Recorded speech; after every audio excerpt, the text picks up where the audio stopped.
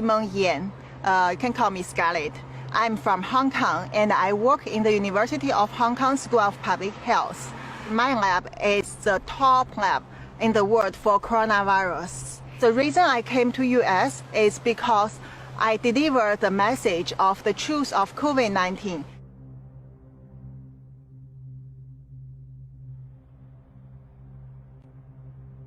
If I tell it in Hong Kong, the moment I start to tell it, I will be disappeared and killed. No one can hear me. So for this purpose, I like to go to US and tell the truth of the origins of COVID-19 to the world, to let people understand how terrible, how dangerous it is. This is nothing about politics. This is a thing about whether all the human in the world can survive.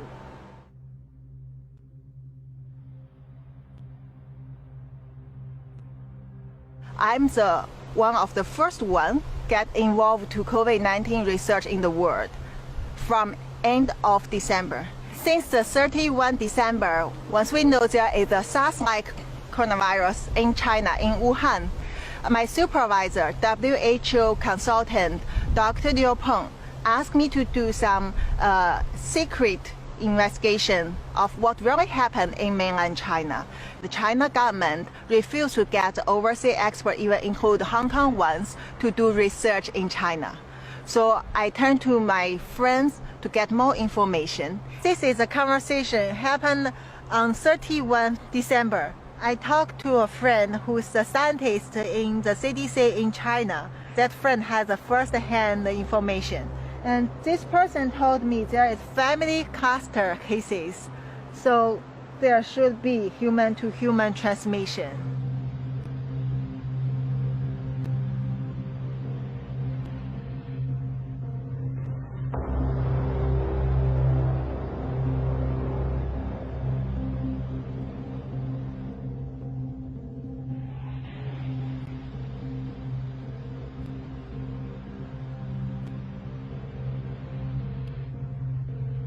So this is a group full of the clinical doctors in a different hospital all over China.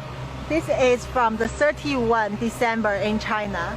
And early morning, one of the doctors asked whether there are doctors in Wuhan who can share this information about this SARS-like virus. But there are people immediately warn this doctor that don't ask. And this is too sensitive. We cannot talk about it, but we need to wear masks.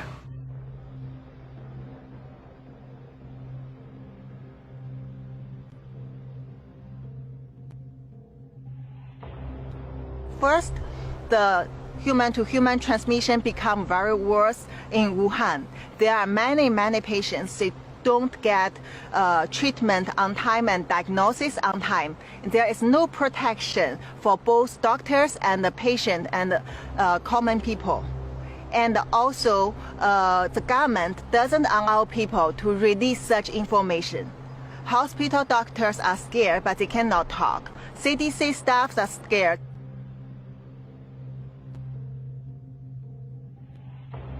So I report these things to Li-Meng once I get the result, but he asked me to keep silent and be careful, as he warned me before, don't touch the red line. That means don't go across the China government's procedure, don't cross the China government principle. If not, we will get in trouble, will be disappeared. I thought this information could be delivered to public. And it is a very urgent information, so it should be responded to the public as soon as possible. But then he didn't do anything because I didn't see any response after many days even. And also our co-director of the WHO lab, the Prof. Malik Paris, and they know it, but they didn't do any action. As a virologist, and even some of them are doctors, they should know how terrible this is. This is a public health threat. They should do the quick response to it.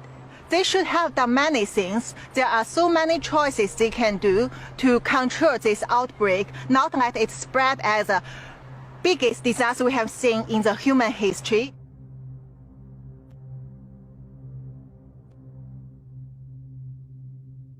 I feel very disappointed, but I already know this would happen because I know the corruption among this kind of international organization like WHO to China government, to China Communist Party government. So basically I accept it, but I don't want this misleading information to spread to the world. I think it has to be corrected. I know what will happen to me. I know how they treat the whistleblowers. I see how terrible the government suppressed those young, innocent protesters.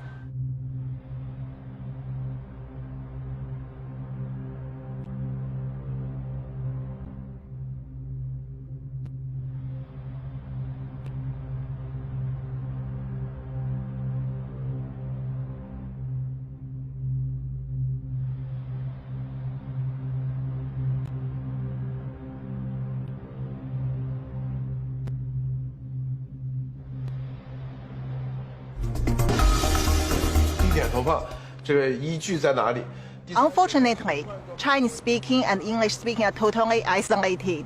So we get response from our government within 4 hours. Report this. The government changed the case numbers from 62 to 198. Triple. They admit this is human-to-human transmission.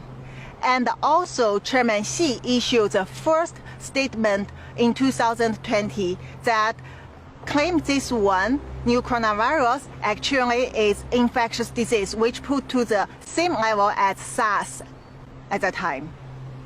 And then later, within 3 days, to 23rd January, they locked down Wuhan.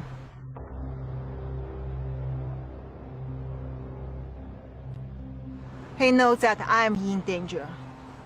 I have to leave as soon as possible, and asked me that whether I want to go to US to tell the truth to the world. I said I'm willing to do that, and my husband found that phone call.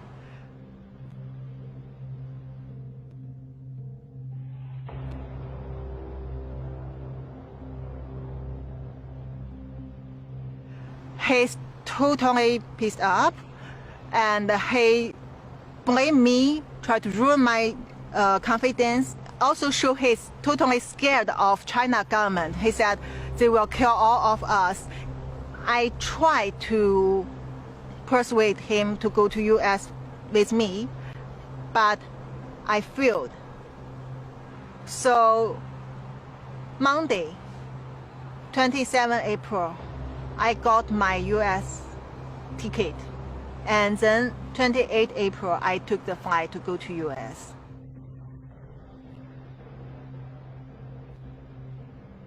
That day I was very nervous. Any step before the flight set off, I know I can be stopped. When I arrive at LAX, initially it goes very well. I pass the custom and then I get my luggages.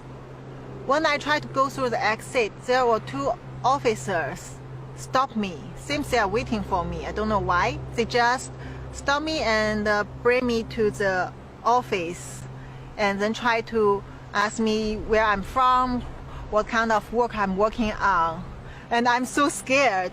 So I think I have to tell them the truth because I don't want to come here to do anything wrong. I'm doing the right thing. So I tell them that don't let me go back to China. I'm the one who come here to tell the truth of COVID-19 and please protect me. If not, the China government will kill me. And those officers are shocked.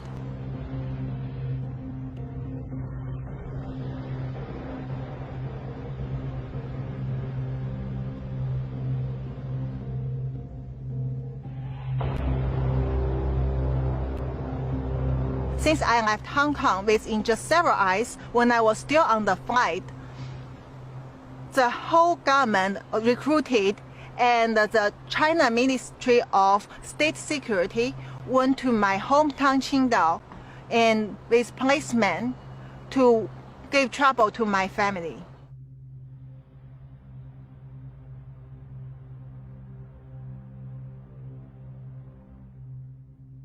Since middle of May, our government start to put online the attack on me, like the cyber military attacking me from Twitter. At that time, I didn't expose my identity. I haven't been to the public.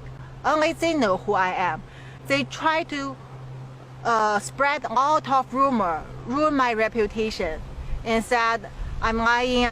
They create a fake Facebook account, which is under my Chinese name in Li-Meng, using my profile, and to tell people that I'm kidnapping US. I try to lie to people, and even I have the mental disorder. Also, the University of Hong Kong blocked my staff account and tried to delete my webpage from the University of Hong Kong website. All the things like this. I'm sure once this go to the public, there will be worse things come to attack me, full of lies.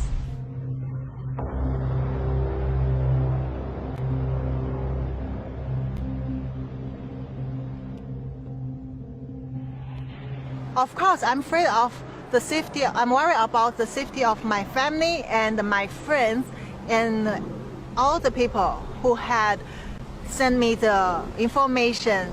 No matter doctors or officers or lab people, researchers, scientists, they all know it clearly. They trust me. And so that's why I need to protect them. They are all under surveillance, under trouble, and my family in life-threatening danger definitely every day.